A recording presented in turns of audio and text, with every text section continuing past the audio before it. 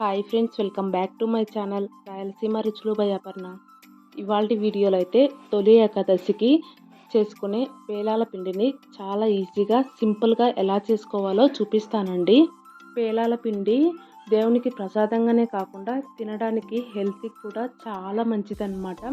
జొన్నలతో పాప్కార్న్ చేసుకుంటాం కాబట్టి హెల్త్కి అయితే చాలా మంచిదండి. ఇంట్లోనే ఈ పాప్కార్న్ని కూడా ఎలా చేసుకోవాలో కూడా చూపించాను అనమాట. వీడియోని ఎక్కడా స్కిప్ చేయకుండా చివరి వరకు చూడండి. అలాగే వీడియో మొత్తం చూశాక నా ఛానల్ని సబ్స్క్రైబ్ చేసుకోవడం మాత్రం మర్చిపోవద్దండి. పేలాల పిండి చేసుకోవడం కోసం ముందు పాప్కార్న్ని ప్రిపేర్ చేసుకోవాలండి. దానికోసం అయితే ముందుగా ఒక గిన్నెలో గ్యాస్ పైన నీళ్లు పెట్టేసి నీళ్ళని బాగా మరగనివ్వండి. నీళ్లు బాగా మరిగిన తర్వాత అందులో ఒక కప్పు జొన్నలు వేసుకోండి. ఇక్కడ నేను తీసుకున్న జొన్నలు అయితే ముందుగానే కడిగి ఆరబెట్టుకున్న జొన్నలు అండి. ఒకవేళ మీరు మార్కెట్ నుంచి తెచ్చుకున్న జొన్నలు అయితే కనుక ఒకసారి కడుక్కొని వేడి నీళ్ళల్లో వేసుకోండి. ఇలా వేడి నీళ్ళల్లో వేసినాక ఒక 2 నుంచి 3 నిమిషాల వరకు హై ఫ్లేమ్లోనే జొన్నల్ని ఉడకనివ్వండి. ఇలా 2-3 నిమిషాలు ఉడికిన తర్వాత గ్యాస్ ఆఫ్ చేసేసి కిందికి దించేసుకోండి. ఇలా కిందికి దించేసిన తర్వాత ఆ జొన్నల్లో నీళ్లు మొత్తం వంచేసి జొన్నలు మొత్తం సపరేట్గా చేసుకోండి. ఇలా సపరేట్గా చేసుకున్న తర్వాత కొద్దిసేపు అలాగే వదిలేసి ఆ జొన్నలు మొత్తాన్ని ఒక కాటన్ క్లాత్ పైన ఆరేసి ఎండ ఉంటే గనక ఎండలో ఎండబెట్టుకోండి. లేదంటే గనక ఒక నైట్ మొత్తం ఫ్యాన్ కింద వదిలేసేయండి. బాగా ఆరిపోతాయి అన్నమాట. జొన్నలు బాగా ఆరిపోయి ఎండిపోయిన తర్వాత ఇప్పుడు పాప్కార్న్ చేసుకోవడం కోసం గ్యాస్ పైన ఒక ప్యాన్ పెట్టుకొని ప్యాన్ని బాగా హీట్ చేసుకోండి. ప్యాన్ బాగా హీట్ అయిన తర్వాత అందులో మనం ఎండబెట్టుకున్న జొన్నలు వేసేసుకుని మధ్య మధ్యలో కలుపుకుంటూ మూత పెట్టేసుకోండి. మూత అయితే కంపల్సరీగా పెట్టుకోండి. లేదంటే పాప్కార్న్ రెడీ అయ్యేటప్పుడు జొన్నలు మొత్తం చిట్లి ఎగిరిపోతాయండి.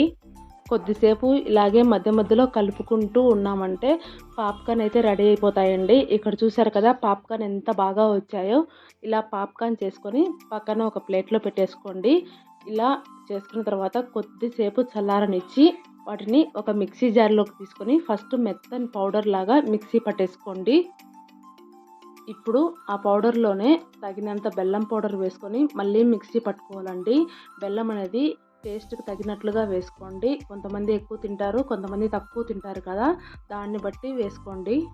బెల్లం వేసుకొని మిక్సీ పట్టుకున్న తర్వాత ఆ పౌడర్ మొత్తాన్ని ఒక ప్లేట్లో వేసుకొని ఇప్పుడు అందులో ఒక 4-5 స్పూన్లు నెయ్యి వేసేసుకొని నెయ్యి మొత్తం బాగా కలిసిపోయేలాగా కలిపేసుకున్నారంటే పేలాల పిండి అయితే రెడీ అయిపోతుందండి. టేస్ట్ చాలా బాగుంటుంది. ఇంకా హెల్త్కి కూడా చాలా మంచిదండి. మన చిన్న వయసులో చాక్లెట్లు, బిస్కెట్లు ఇలాంటివన్నీ ఎక్కడివండి. ఇలాంటివి ఇంట్లో వాళ్ళు చేసి పెడితే చాలా ఇష్టంగా తినేవాళ్ళం అనమాట.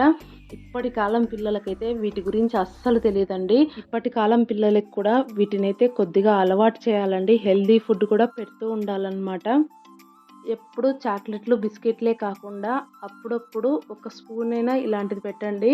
ఒకసారి ఈ పిండిని చేసి పెట్టుకొని డబ్బాలో స్టోర్ చేసుకున్నామంటే ఒక 10-15 డేస్ వరకు ఉంటుందండి. రోజుకు ఒక స్పూన్ చొప్పున ఇవ్వండి చాలన్నమాట. బెల్లంలో ఐరన్ ఎక్కువగా, ఇంకా జొన్నలు కూడా హెల్త్కి చాలా మంచిది కాబట్టి కంపల్సరీగా ట్రై చేయండి. అలాగే దేవుడికి ప్రసాదంగా కూడా పెట్టుకోవచ్చు అన్నమాట.